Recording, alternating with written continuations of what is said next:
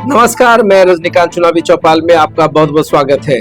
क्या नीतीश कुमार का किला नालंदा में बचेगा या ढह जाएगा? इन तमाम चीजों पर आज हम बात करने के लिए आप लोगों के सामने आए हैं। चुनावी चौपाल में हमने कई बार इस लोकसभा सीट की चर्चा की है, मगर सबसे हॉट सीट होने वाला है 7वें चरण यानी 1 जून को लोकसभा नालंदा में मतदान होने हैं। तमाम चीजें हैं, क्या वोटर्स के मन में चल रहा है, क्या कैंडिडेट्स हैं, आमने सामने 2 नेता हैं तो कद्दावर नेता हैं। सबसे पहले हम बात करते हैं जदयू के कौशलेंद्र कुमार की। कौशलेंद्र कुमार पिछले 3 बार से सांसद रहे हैं, इस बार एनडीए समर्थित उम्मीदवार हैं।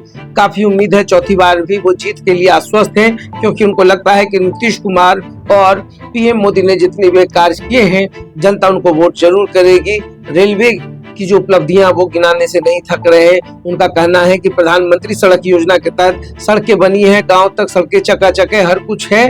पर्यटन उनके दिमाग में एक बहुत बड़ा मुद्दा है। पर्यटन को एक उद्योग के रूप में स्थापित करना और लोगों को उससे जोड़ना, यह भी उनका एक बड़ा मुद्दा रहा है। साथ में राष्ट्रीय लेवल का एक लाइब्रेरी स्थापित करना चाहते हैं और वो चाहते हैं कि आने वाले समय में जो अधूरे कार्य है नालंदा की जनता एक बार उनको फिर से चांस दे।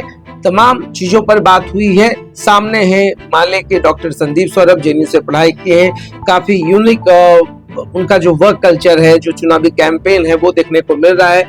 जेएनयू और तमाम बड़े बड़े यूनिवर्सिटीज के छात्र उनके लिए कैंपेनिंग कर रहे हैं। नालंदा में रात दिन पसीना बहा रहे। ग्रामीण जगहों पर सबसे ज्यादा ग्रामीण क्षेत्र जो है वहां संदीप सौरभ जाना नहीं बोलते हैं। सुबह की दिनचर्या और तमाम चीजों के बाद बस सीधे ग्राउंड में होते हैं। 9, 10, 11 बजे रात में वापस लौटते हैं। तो दोनों जो पार्टी है वो अपनी अपनी एड़ी चोटी एक लगाई हुई है तमाम चीजें, मगर इसमें जो सबसे बड़ा मिसिंग फैक्टर है, हर कोई पूछ रहा है कि आरसीपी सिंह कहाँ चले गए।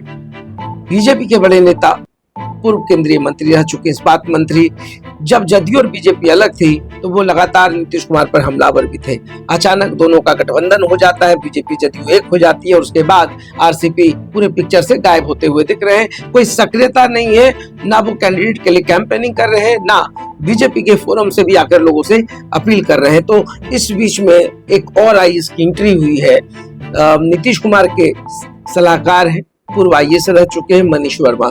मनीष वर्मा इन दिनों नालंदा में काफी सक्रिय हो गए हैं और पिछले 2 दिनों से वो लगातार लोगों के संपर्क में हैं। जगह जगहों पर वो लोगों से मिल रहे हैं, जाकर पूछ रहे हैं। और मान मनोबल का भी जो दौर है, और कहीं ना कहीं ये तो उनको भी फीडबैक मिला होगा कि नालंदा में थोड़ी बहुत नाराजगी है, तो नाराजगी कैसे दूर होगी, जातीय गुलबंद कैसे होना है, लोगों को विकास के नाम पर या नीतीश कुमार के कार्यों के बारे में बताना है कि किस तरीके से नीतीश कुमार ने 2005 के बाद पूरे बिहार को बदल दिया। खास करके नालंदा की अगर बात करें तो अगर ऑर्डिनेंस फैक्ट्री है, रेल कोच कारखाना, ये तमाम केंद्रीय प्रोजेक्ट जरूर है, मगर नीतीश कुमार के शासनकाल में बिहार में जो बदलाव हुआ उसकी तो बात हो ही रही है। नालंदा यूनिवर्सिटी फिर से एक बार तैयार है, डीम्ड यूनिवर्सिटीज बन चुके हैं, जगह जगह पर फैक्ट्रियां लगाने की पहल हो रही है। खाजा क्लस्टर हो, तमाम चीज है।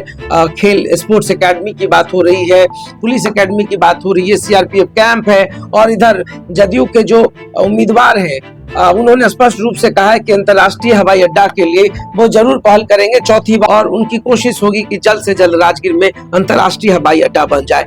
दूसरी तरफ जो सबसे बड़ी बात है, संदीप सौरभ पीएम मोदी की तो बात नहीं और तमाम शिक्षा नीतियों पर भी नीतीश कुमार पर वो मुख्य रूप से हमला कर रहे हैं और कह रहे हैं कि कुछ जो सरकार की नीतियां रही हैं, चाहे वो तमाम नीतियां हो, रोजगार की बात हो रही, हर चीजों पर बात हो, कहीं ना कहीं सरकार फेल हुई है। और संदीप सौरभ चूंकि वो काफी मुखर तमाम चीजों पर बात कर रहे हैं, गरीबों का मुद्दा ज्यादा उठाते हैं। जो ऑर्डिनेंस फैक्ट्री में जिन लोगों की जमीन गई है उनका क्या हाल है, उनको विस्थापित किया गया, फिर मूलभूत सुविधाएं नहीं मिल रही, उसके ऊपर भी वो मुखर है। किसानों की बात कर रहे हैं कि किसानों को जो हक है, जो वाजिब हक है, उनको मिले।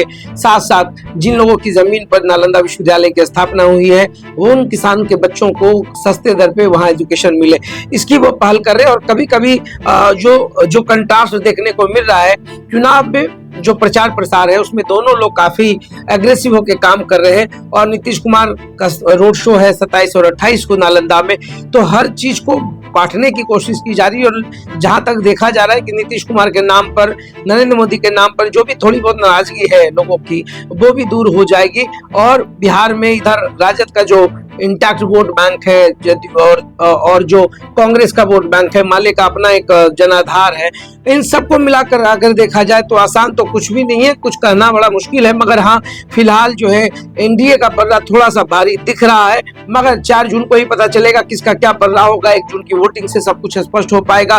किसी के भी पल्ला भारी और हल्के होने की बात नहीं है नालंदा में। फिलहाल नीतीश कुमार का गृह जिला है, तो नो डाउट हर कोई चाहता है कि नीतीश कुमार का जो किला है वो सेफ रहे, और हर कोई अपने अपने हिसाब से पैरोकारी भी कर रहा है, चुनाव प्रचार भी कर रहा है। प्रचार प्रसार के रंग भी अलग अलग देखने को मिल रहे हैं। संदीप सौरभ भी एड़ी चोटी लगा चुके हैं, और आखिरी वक्त तक चूंकि माले के कैंडिडेट है तो उनके संघर्ष की जो लड़ाई है वो इसका एक यूएसपी है माले का, तो वो हारने वाले लोग में से नहीं है। अंत तक वो लड़ते हैं, फाइट देते हैं, और जीत हार अपनी जगह पर है। मगर अभी नालंदा का जो खेल है वो काफी दिलचस्प होने वाला है। बड़े बड़े धुरंधर का आना अभी बाकी है।